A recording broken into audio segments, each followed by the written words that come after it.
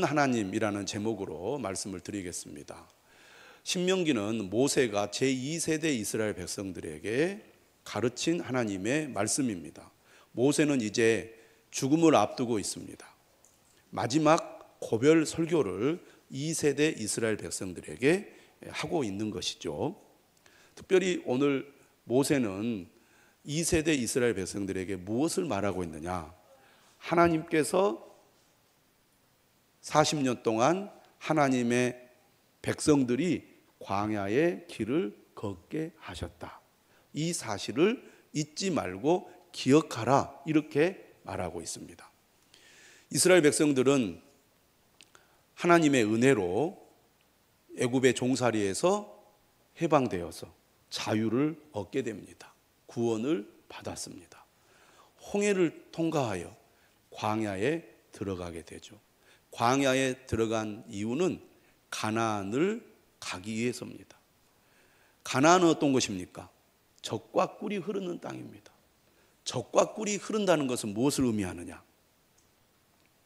젖은 바로 가축들의 몸에서 우유가 철철 넘친다는 것을 말합니다. 그러니까 가나안 땅은 가축을 기르기에 좋은 땅이라는 거죠. 꿀이 많아서 풍족하게 먹을 수 있는 땅이라는 겁니다. 꿀이 흐른다는 것은 곧 과일을 재배하여 과일에서 나오는 꿀을 가리킵니다. 그러니까 젖과 꿀이 난다 이렇게 하지 않고 흐른다는 것은 넘치도록 수확을 거두고 또 가축들을 기르게 된다는 것입니다. 얼마나 기대가 되겠습니까? 430년 종살이를 하다가 드디어 그들이 해방이 되어서 가나안 땅, 젖과 꿀이 흐르는 땅에 간다고 할 때 그들은 얼마나 큰 기대를 했겠습니까? 그런데 이 가나안 땅에 들어가려면 반드시 어디를 통과해야 되느냐? 바로 광야를 통과해야 했습니다. 지리적인 환경과 조건이 그랬어요. 그러면 이 광야의 길은 얼마나 가야 가나안에 들어갈 수 있느냐? 짧게는 2주입니다. 길게는 한 달이에요. 그러니까 조금만 참으면 됩니다. 조금만 참으면 가나안에 들어갈 수가 있는 거예요. 야, 드디어 고생 끝, 행복 시작이다. 이런 때가 멀지 않았다는 겁니다. 그런데 어떤 일이 일어났습니까? 금방 지나갈 줄 알았던 광야 생활이 무려 40년이나 걸리고 말았습니다. 이 40년 동안 처음 애굽에서 나왔던 1세대 이스라엘 백성들, 다시 말하면 20세 이상의 이스라엘 백성들은 광야에서 다 죽었습니다. 2사람 빼고. 그리고 2세대 이스라엘 백성들, 다시 말하면 처음 나왔을 때 20세 이하, 그리고 그곳에서 태어난 사람들만 이제 어디로 갈 수 있게 됩니까? 가나안에 갈 수가 있게 됩니다. 이스라엘 백성들을 한마디로 정의해 보면 불순종한 백성들입니다. 이스라엘 백성들의 실패는 바로 불순종 때문에 생긴 거죠. 그래서 2세대 이스라엘 백성들은 결코 부모들의 전철을 밟아서는 안 된다는 것이 모세의 강력한 주장입니다. 여러분은 여러분들의 부모를 본받아서 불순종의 길로 가면 안 됩니다. 여러분들이 불순종하면 실패합니다. 부모들처럼. 하지만 하나님의 말씀을 따라 순종하면 반드시 가나안에 들어가게 될 것입니다. 그래서 신명기는 처음부터 끝까지 여러분 순종해야 합니다. 순종을 강조하고 있는 책이라고 할 수 있겠습니다. 그렇다면 왜 이스라엘 백성들, 하나님의 백성들은 무려 40년 동안이나 광야에 묶일 수밖에 없었는가? 광야에서 벗어나지 못했는가? 이런 질문을 우리가 던질 수가 있는데 오늘 본문은 그 이유를 분명하게 말해주고 있습니다. 바로 하나님께서 백성들을 낮추시기 위해서입니다. 한번 따라서 합시다. 백성들을 낮추시기 위하여 40년 광야 생활을 하게 했다. 광야는 어떤 것입니까? 여러분, 어느 누구도 광야에 계속 머무르고 싶은 사람은 없을 것입니다. 이스라엘 백성들도 마찬가지였어요. 그런데 광야에 머무를 수밖에 없었거든요. 광야는 어떤 곳이냐? 한마디로 말하면 광야는 모든 것이 결핍되어 있는 곳입니다. 그곳은 비가 거의 내리지 않아요. 농사를 지을 수가 없습니다. 가축을 기르기에도 매우 부적합한 곳입니다. 그러니 그들이 처음에 광야에 이를 때는 나름대로 괜찮았어요. 왜냐? 하나님께서 애굽 사람들을 감동시켰거든요. 그래가지고 귀중품을 이스라엘 백성들에게 선물로 많이 줍니다. 또 먹을 것도 가지고 나왔어요. 그래서 잠깐 동안은 버틸 수 있고 또 견딜 수가 있었던 것이죠. 그런데 광야 생활이 한 달도 아니고 1년도 아니고 2년도 아니고 10년도 아니고 40년을 보내야 했으니 얼마나 힘들었겠습니까? 모든 것이 다 막혀 있습니다. 자신의 힘으로 할 수 있는 것이 아무것도 없습니다. 아무리 발버둥 치고 예를 써도 안 됩니다. 머리가 좋아도 안 됩니다. 힘이 있어도 안 돼요. 광야에서는 할 수 있는 자원이 없어요. 갈수록 나는 할 수 있는 게 아무것도 없구나. 그거를 깨닫고 느낄 수밖에 없는 곳이 광야입니다. 우리가 세상 사람들을 보면은 그래도 잘 살려면 자원이 있어야 되고 환경이 좋아야 되고 그리고 나름대로 사람들의 뭔가 지혜나 지식이나 능력이 축적이 되어야 어려움을 돌파해서 더 나은 환경을 만들어 가잖아요. 가난한 나라들을 보면 기본적으로 자원이 없고 환경이 좋지 않고 또 사람들의 인적 자원도 매우 열악합니다. 그러니까 아무리 예를 쓰려고 해도 잘 안 되는 거예요. 여러분 날씨가 어마어마하게 더운데 가난하면 여러분들이 제대로 일을 하겠습니까? 삶에 의욕이 생기겠습니까? 있던 의욕도 사라지고 살맛이 완전히 떨어져서 죽지 못해 사는 그런 신세가 되고 맙니다. 광야가 바로 그런 곳이었습니다.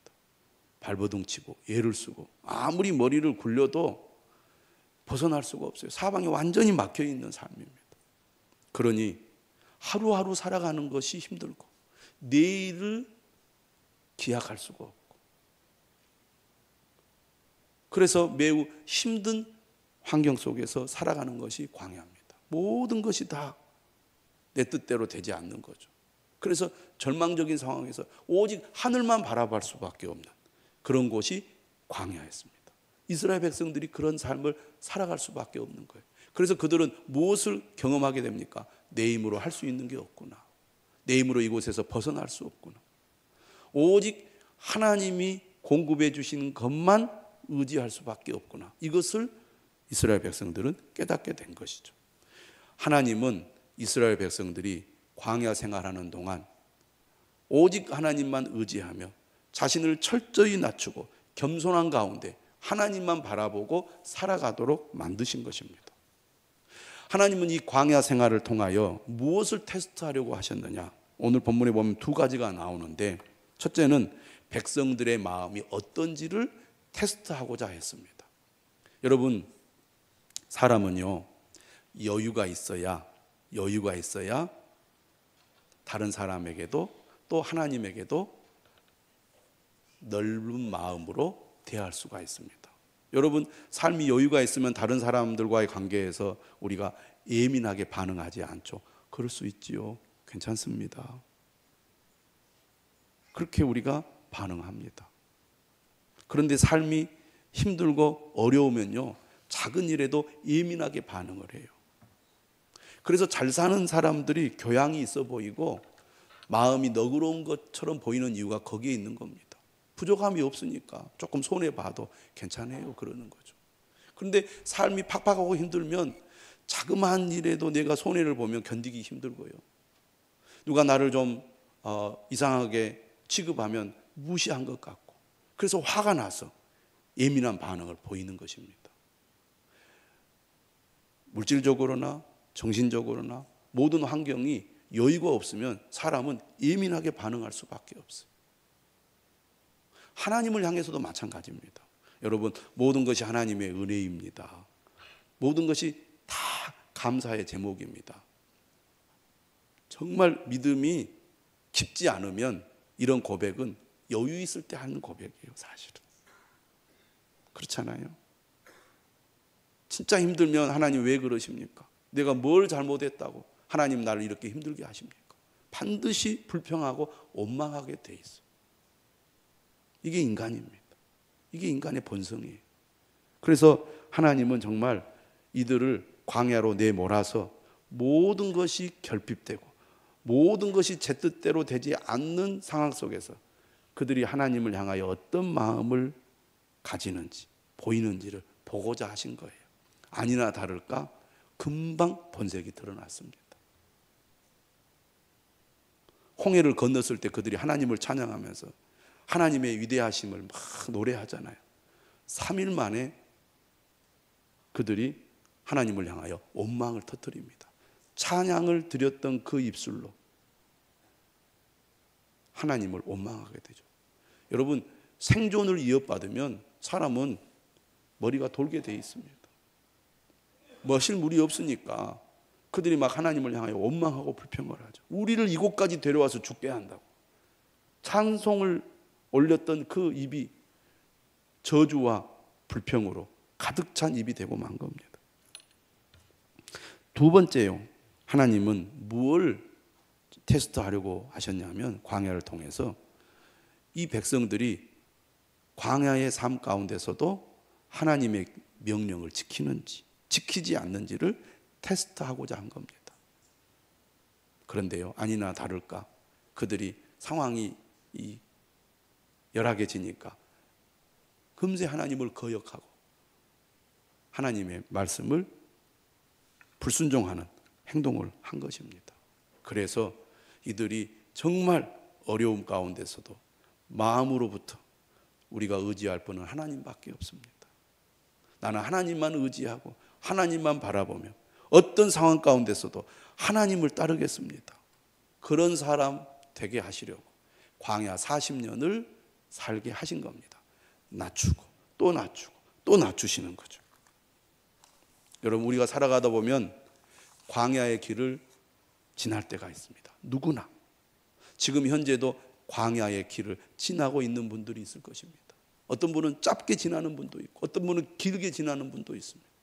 어떤 분은 아직 광야의 길을 지나가지 않는 분도 있을지 모릅니다. 그러나 우리가 살아가다 보면 때로는 광야의 길을 지나가야 할 때가 있다는 얘기죠. 하나님께서는 무엇을 그들이 깨닫기를 원하십니까? 하나님께서는 자신들의 백성을 향한 분명한 목적을 가지고 계셨어요. 오늘 3절에 뭐라고 말합니까? 너를 낮추시며 너를 줄이게 하시며 또 너도 알지 못하며 내 조상들도 알지 못하던 만나를 내게 먹이신 것은 사람이 떡으로만 사는 것이 아니요 여호와의 입에서 나오는 모든 말씀으로 사는 줄을 내가 알게 하려 하심이라. 광야 생활을 통해서 하나님께서 그 백성들에게 깨닫게 하시고자 하는 것은 첫째는 사람이 떡으로만 사는 것이 아니라는 것입니다.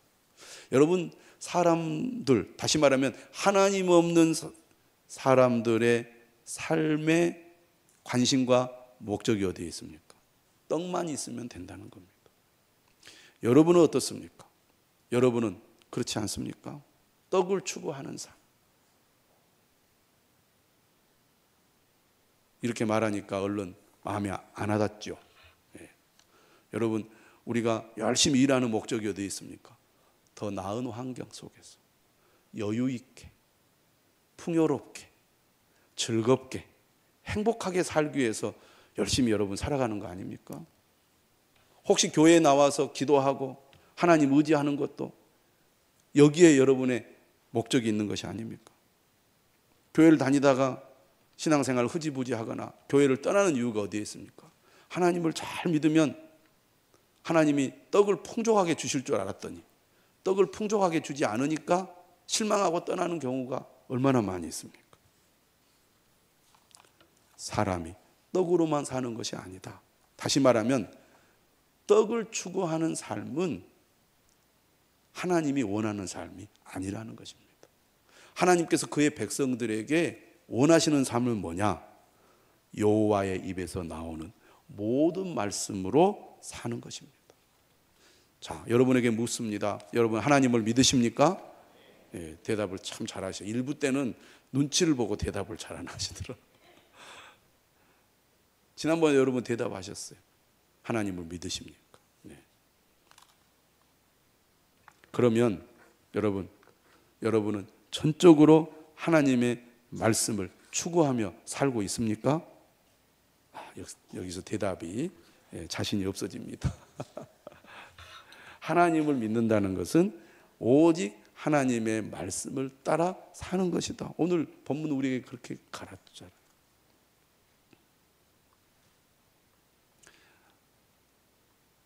하나님께서 이스라엘 백성들을 광야로 내몰아서 그들을 낮추시는 이유는 바로 오직 하나님의 말씀을 따라 살아가게 하기 위해서입니다. 그런데 왜 하나님께서 이스라엘 백성들을 광야에서 40년이나 머무르게 하셨을까요? 이유가 뭘까요? 그것은요, 우리가요 잘 낮아지지를 않아요. 어려움을 겪고 문제를 만나도 그때뿐이에요. 광야는요 하나님의 훈련장입니다. 하나님의 훈련의 장소예요. 내가 하나님을 자원하여 자발적으로 마음에서 우러나 하나님 내가 믿습니다. 하나님 의지합니다. 하나님만 바라봅니다. 하나님을 따릅니다가 아니에요. 강제로 어쩔 수 없이 하나님만 의지하게 되는 것이 광야입니다. 강제로 하나님이 그렇게 만들어버리는 거예요. 왜? 하나님이 공급해 주지 않으면 살 수 없는 곳이 광야니까요. 사람은 조금만 여유가 있으면 하나님을 의지하지 않습니다. 내 힘을 의지하지. 그렇잖아요.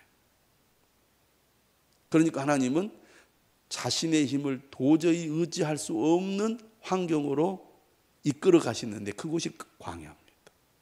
발버둥 칠수록 늪에 빠지는 것 같아요. 하려고 하면 할수록 안 됩니다. 그게 광야예요. 완전히 절망하게 만듭니다. 내 힘으로 안 됩니다. 두 손 들게 하는 거예요. 하나님만 바라보게 만드는 거예요. 하나님 도와주세요. 살려주세요. 이스라엘 백성들이 그랬어요. 그래서 날마다 하나님이 만나를 주신 겁니다. 정말 배부르지도 않아요. 겨우 생존할 수 있는 것만 주신 겁니다. 그것도 막 많이 주신 것이 아니라 그날 먹을 것만 주는 거예요. 미칠 일이에요. 날마다 하나님 의지하는 거죠. 날마다 하나님을 바라보라는 겁니다. 그렇게 하지 않고는 살 수 없게 만드신 거예요.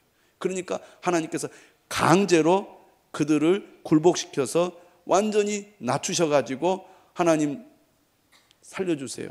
하나님 항복합니다. 나는 하나님만 의지하겠습니다. 이렇게 만든 겁니다.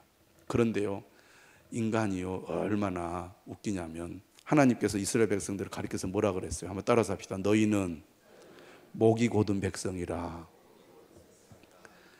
환경을 통해서 하나님이 딱 굴복시키면 이들이 깊이 깨달아서 아멘, 이제 알았습니다. 하나님만 따르겠습니다. 그래야 되는데요, 목이 곧은 백성은요 고집이 셉니다. 고집이 세다는 것은 말을 듣지 않는다는 것이고, 말을 듣지 않는 이유는 뭡니까? 교만함 때문입니다. 교회를 오래 다닐수록 교만해지기가 쉬워요. 하나님의 말씀을 많이 알수록 교만해지기가 쉽습니다. 자신이 교만한지 모르는 것이 교만한 사람들의 특징입니다. 우리 모두가 다 목이 곧은 백성이거든. 겸손한 것 같아도 하나님의 말씀의 빛에 나를 비추어 보면 내가 교만해요. 하나님의 말씀의 빛이 잘 비치지 않으니까 내가 교만한데 교만한 줄 모르고 살아갑니다. 교만하니까 은혜를 못 받는 거예요. 그래서 하나님이 광야 40년 동안 완전히 누르고 또 누르고 눌러서 하나님을 의지하는 겸손함이 체질화되도록 만드시는 거예요. 의식화되도록 만드시는 겁니다. 이게 완전히 훈련이 되지 않으면 환경만 바뀌면 금방 원 상태로 돌아가거든요. 그런데 훈련이 제대로 되면 환경이 바뀌어도 겸손한 마음으로 하나님을 의지하게 되는데, 자신이 지금 광야의 길을 가고 있으면서도 정말 나는 오직 하나님만 의지합니다. 나는 하나님만 바라보겠습니다. 이 훈련이 잘 안 되는 경우가 많습니다. 이스라엘 백성들이 그랬어요. 쉽게 낮아지질 않아요. 그래서 하나님은 40년 동안 이 고집이 세고 교만한 목이 곧든 이 이스라엘 백성들을 낮추시고 또 낮추시고 낮추시고 또 낮추시는 거예요. 여러분, 왜 광야의 생활이 길어지고 있는가? 우리 자신을 돌아볼 수 있기를 바랍니다. 물론 우리가 잘못해서 광야의 길에 들어설 때도 있지만 알 수 없는 이유로 광야의 길에 들어설 때도 있습니다. 어찌 되었든 간에 하나님은 그곳을 우리의 훈련장으로 삼으셔서 우리를 하나님만 의지하고 바라보는 사람으로 만들어 가신다는 것을 기억하시고, 왜 하나님 나를 이렇게 오랫동안 광야에서 벗어나지 못하게 하십니까? 원망하고 불평하기보다는 하나님의 뜻, 나를 향한 선하신 뜻이 어디에 있는지를 여러분 살펴보시기를 바랍니다. 여러분, 사람이요 자기 힘으로 애를 쓰고 노력하면 잘 될 것 같고 부족함이 없을 것 같지만 절대 그렇지 않습니다. 금방 부족함을 느끼고 금방 불만족스러운 상태에 빠지게 됩니다. 그래서 늘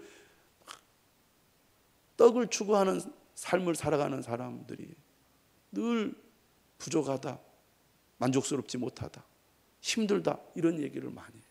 그런데요, 아무것도 없어도 하나님만 절대 의지하는 환경 속에서 살아가는 사람, 또 그런 가운데서 정말 하나님을 의지하는 법을 배워서 하나님을 의지하는 사람은 뭐라고 말하냐면, 내 삶이 힘들고 어렵지만 감사합니다.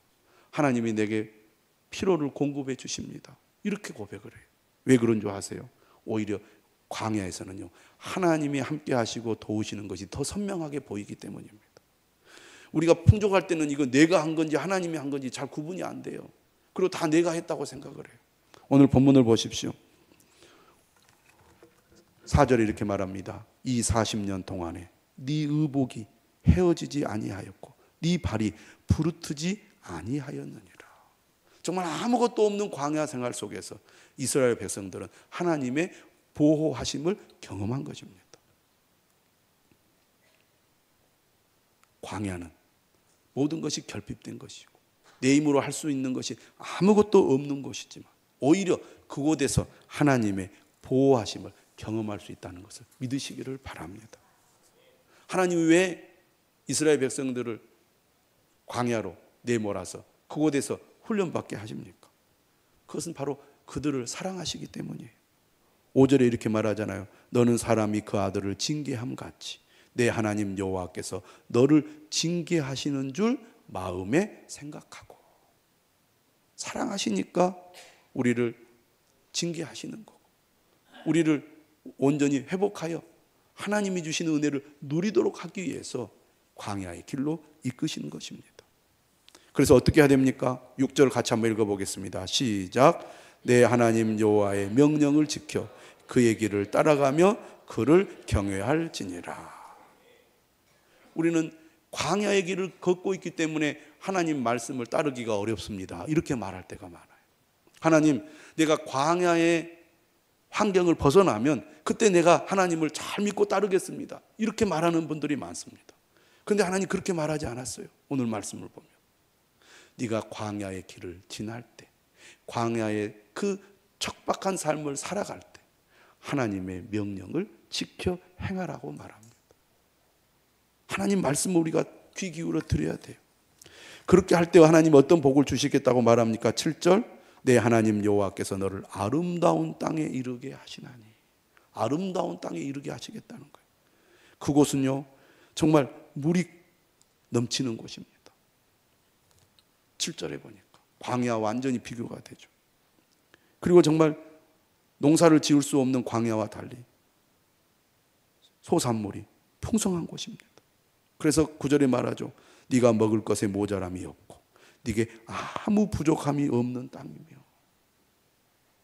10절에 보니까 네가 먹어서 배부르고 네 하나님 여호와께서 옥토를 네게 주셨으므로 말미암아 그를 찬송하리라. 비록 지금 광야의 길을 걷고 있지만 이 가운데 하나님을 철저히 의지하고 하나님의 말씀을 순종하면 하나님께서 반드시 아름다운 땅에 이르게 하실 것이라고 약속하고 있습니다. 그러므로 여러분, 비록 지금 여러분의 삶이 광야의 길이라 할지라도 절망하지 마시고 낙심하지 마시고 오히려 하나님의 말씀을 따르시기를 바랍니다. 그럼 어떻게 따라야 하느냐? 1절에 말합니다. 내가 오늘 명하는 모든 명령을 너희는 지켜 행하라. 따라서 합시다. 내가 오늘 명하는 모든 명령을 너희는 지켜 행하라. 신명기는요, 오늘이라는 단어를 계속 반복합니다. 다시 말하면 이 말씀은 40년 전에 주신 말씀이지만 지금 이 세대 너희들이 지켜야 할 말씀이라는 거죠. 여러분, 하나님의 말씀은 다음에 지키는 것이 아닙니다. 형편이 좋아지면 지키는 것이 아닙니다. 이 말씀을 듣고 깨달았을 때 곧바로 지키는 것이에요. 또 어떻게 하나님의 명령을 지켜야 한다고 말합니까? 모든 명령을 지키라고 말합니다. 부분적인 순종은 불순종입니다. 온전한 순종이 진정한 순종이죠. 어떤 사람들은요, 마음에 들면 지킵니다. 이해가 되면 지켜요. 그런데 마음에 들지 않으면 지키지 않고 이해가 되지 않으면 지키지 않는 경우가 있습니다. 아닙니다. 이해가 되지 않고 심지어 마음에 들지 않아도 하나님이 말씀하시면 그 명령을 온전히 순종할 수 있기를 주님의 이름으로 축원합니다. 중요한 것은 순종의 태도예요. 나는 하나님의 말씀은 꼭 지켜야 되겠다. 이런 마음가짐이 중요하다는 것입니다. 우리가 너무 쉽게 안 된다, 못한다 이렇게 말을 하고 행동하는 경우가 많은데요. 이런 생각을 가지는 순간 순종하기는 힘듭니다. 이렇게 말하는 분들이 있어요. 어떻게 하나님 말씀을 다 순종합니까? 물론 우리가 하나님의 말씀을 온전히 순종하는 것이 어렵죠. 쉽지 않습니다. 중요한 것은 태도예요. 나는 하나님의 말씀이라면 꼭 순종해야 되겠다. 그런 태도를 가지고 예를 쓰면 따라서 합시다. 하나님이 순종할 수 있는 힘을 주십니다. 순종은 내 힘으로 하는 게 아니에요. 우리가 하나님을 향한 바른 태도를 가지면 하나님이 그런 힘을 주시는 거예요.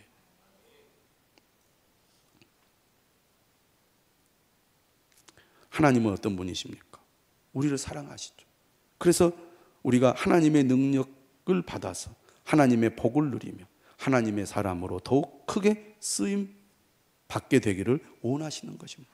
어떤 사람을 통하여? 순종하는 사람을 통하여. 그렇다면 모든 명령을 지키라고 하는데 그게 뭘 의미하느냐? 가장 기본은요, 성경의 정신을 따라 사는 것입니다. 교회 다니고 하나님의 말씀을 들은 분이라면 성경이 우리에게 가르치는 그 정신이 무엇인지 다 압니다. 그렇죠? 이것은 하나님이 원하는 길이다. 이것은 하나님이 원하지 않는 길이다. 다 분별을 합니다. 기본적으로는. 성경의 가치관, 성경의 세계관을 따라서 살아가는 것이 하나님의 계명을 지키는 길이에요. 우리가 하나님의 말씀을 지킨다는 것은 생각과 말과 행동으로 지키는 것입니다. 가장 먼저 생각이 중요한 거죠. 사고방식이 중요한 것입니다. 어떤 가치관을 가지고 살아가느냐가 중요해요. 좀 더 좁혀서 이야기하면 핵심 계명입니다. 예수님께서 하나님의 계명을 둘로 요약했죠. 첫 번째가 뭡니까? 하나님 사랑입니다. 두 번째가 뭡니까? 이웃 사랑이죠. 마음을 다하고 뜻을 다하고 힘을 다하여 하나님을 사랑하는 것. 이것이 하나님의 계명이에요. 둘째도 이와 같으니 내 이웃을 내 자신과 같이 사랑하라고 그랬습니다. 하나님 사랑을 우리가 행동으로 표현하는 게 뭐예요? 바로 안식일을 준수하는 것입니다. 그래서 1계명부터 네 번째 계명이 하나님 사랑의 계명인데 그 마지막 네 번째 계명이 안식일 준수예요.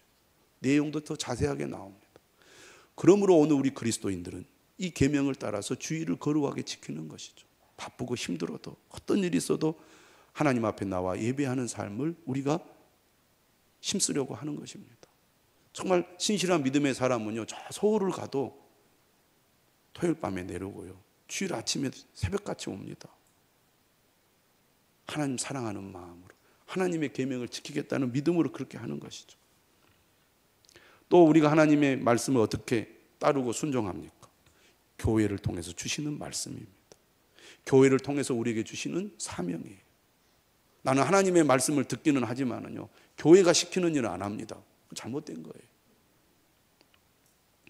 그리고 날마다 우리는 말씀을 듣고 읽고 묵상하는 가운데 오늘의 상황 속에서 우리에게 주시는 하나님의 뜻이 있습니다.